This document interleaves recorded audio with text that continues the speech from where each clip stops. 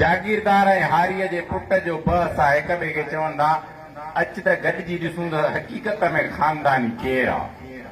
जहिड़ो कि हक़ीक़त में हिन नज़म खे माना अॼु बख़्शी आहे नसरुल्लाह गॾाणी।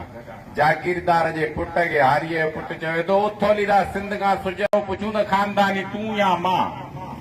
हारी जो पुटु चवे थो मोजा वॾा हारी हुआ, कुंभर हुआ, लोहर हुआ, वाढा हुआ, राजा हुआ ऐं जूझार हुआ।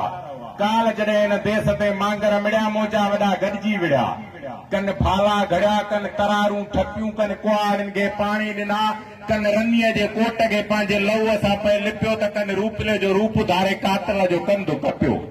तुंहिंजा वॾा त रईस खान भोतार ऐं सरदार हुआ, जन गाज़बन जे घर लॻल घोड़नि जूं मेड़ियूं लिॾूं, जन ते रखे हना हुन पे खरखिरा, ॾींहं में 10 दफ़ा लांग बूटनि खे लके पंहिंजे ज़बान सां कयूं पे पालीसूं। पोइ बि मुंहिंजे वरनि खे ताज़ेब ऐं ताज़ीरूं मिलियूं, तुंहिंजे वरनि खे त जसनामा ऐं जागीरूं मिलियूं। तॾहिं तो तूं अॼु भोतार सॾिजी मियां। उथोलीदा सिंध खां सुजरो पुछूं त ख़ानदानी तूं या मां। अॼु बि पोलो पीउ मुंहिंजो हिक हथ सां रोलाए न धरतीअ जो सीनो सहकाए विझे। अॼु बि लोहार भाउ मुंहिंजो लोह सां तो लोह जे लहजे में ॻाल्हाए सघे। अॼु बि मिठड़ी माउ मुंहिंजी करेलीअ जे पड़ मथौंदी तारनि सां तो आसमान लाहे सघे। अॼुकल्ह उता कुम ते हलनि पियूं ॻाल्हियूं, तुंहिंजे बि त शादीअ बिना 7 सुरेतियूं पालियूं। तूं अलाए कहिड़ीअ मां।